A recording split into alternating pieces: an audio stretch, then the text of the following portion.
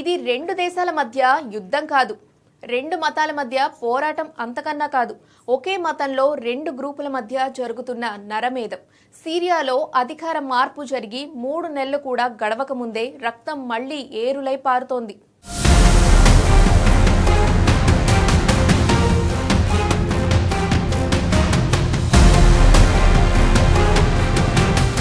కానీ ఈసారి తూటాలు యుద్ధభూమిలో కాదు, నిరాయుధులైన పౌరుల మీద పడ్డాయి. ఇళ్ల తలుపుల వద్ద బాంబులు పేలాయి. ముందుగా పేరు అడిగారు, వర్గమేంటో తెలుసుకున్నారు. సమాధానం నచ్చకపోతే అక్కడికక్కడే కాల్చి పాడేశారు. కేవలం 48 గంటల్లో 1000కి పైగా ప్రాణాలు గాల్లో కలిసిపోయాయి. అందులో ఎక్కువ మంది ఆయుధాలు పట్టని సాధారణ పౌరులే. పిల్లలు, మహిళలు, వృద్ధులు, షాపుల్లో పనిచేస్తున్న వాళ్ళు, ఇళ్లల్లో దాక్కున్న కుటుంబాలను కడతీర్చారు.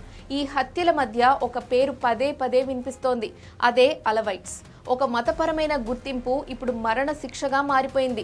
అసాద్ పాలన కూలిన తర్వాత మొదలైన ఈ హింస రాజకీయ పోరాటం కాదని, ఇది ప్రత్యక్షంగా ఒక కమ్యూనిటీని లక్ష్యంగా చేసుకున్న రక్తపాతమని మానవ హక్కుల సంస్థలు హెచ్చరిస్తున్నాయి. ఇంతకీ అలవైట్స్ ఎవరు? అసాద్తో వారి సంబంధం ఏంటి? అధికారం మారితే ఈ గ్రూప్ ఎందుకు శిక్ష అనుభవించాల్సి వస్తుంది? సిరియాలో జరుగుతున్న ఈ మారణ హోమం మనకు ఏం చెబుతోంది?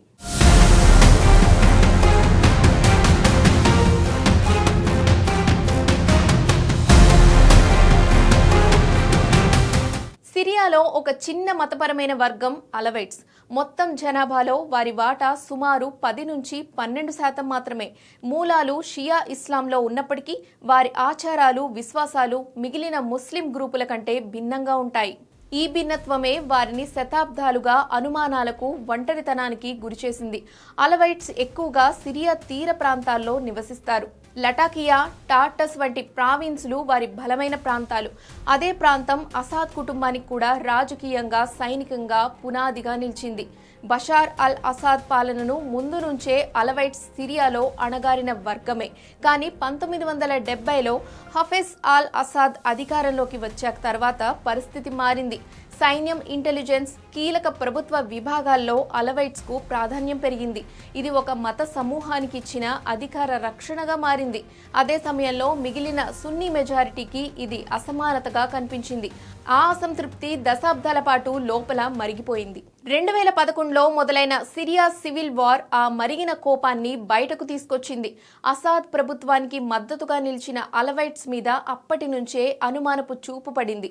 అయితే అప్పట్లో యుద్ధం ప్రధానంగా సైనిక శక్తుల మధ్యనే సాగింది. కానీ ఇప్పుడు పరిస్థితి మారిపోయింది. అసాద్ పాలన కూలిన తర్వాత అధికారం చేపట్టిన కొత్త వ్యవస్థ ఇప్పటికే ఘోరమైన హింసను మొదలుపెట్టింది. గత 48 గంటల్లో జరిగిన హత్యాకాండ సిరియా 14 ఏళ్ల యుద్ధంలోనే అత్యంత భయానక దశల్లో ఒకటిగా మారింది. అంతర్జాతీయ నివేదికల లెక్కల ప్రకారం 1000కి పైగా ప్రాణాలు కోల్పోయారు. అందులో సుమారు 3 వంతుల సాధారణ పౌరులే. తుపాకీ పట్టని వాళ్లు, యుద్ధంతో సంబంధం లేని కుటుంబాలు. ఈ దాడుల్లో లక్ష్యం ఒక్కటే, అలవైట్స్ అనే గుర్తింపు. లటాకియా, బానియాస్ లాంటి పట్టణాల్లో ఈ హింస అత్యంత తీవ్రంగా కనిపించింది. శవాలు రోడ్డుపైనే కనిపిస్తున్నాయి. ఇళ్ల పైకప్పులపై మృతదేహాలు దర్శనమిస్తున్నాయి. గంటల తరబడి కుటుంబ సభ్యులు తమ వాళ్లను తీసుకెళ్లేందుకు కూడా అనుమతి లభించని పరిస్థితి. కొందరిని షాపుల్లోనే కాల్చారు, మరికొందరిని ఇళ్లలోకి చొచ్చుకెళ్లి చంపేశారు. పేరు అడిగి గుర్తింపును నిర్ధారించి తర్వాత తూటా దించిన ఘటనలు వరుసగా నమోదయ్యాయి. ఇది యుద్ధం కాదు, ఇది ఒక గుర్తింపును నామరూపాలు లేకుండా చేసే ప్రయత్నం. ఇక ఈ హింస కొత్త ప్రభుత్వానికి పెద్ద పరీక్షగా మారింది. అధికారంలోకి రావడానికి కీలక పాత్ర పోషించిన సున్నీ మిలిటెంట్ గ్రూపులు ఇప్పుడు అదుపు తప్పుతున్నాయా అనే అనుమానం పెరుగుతోంది. మానవ హక్కుల సంస్థలు దీన్ని సెక్టేరియన్ క్లీన్సింగ్ గా హెచ్చరిస్తున్నాయి.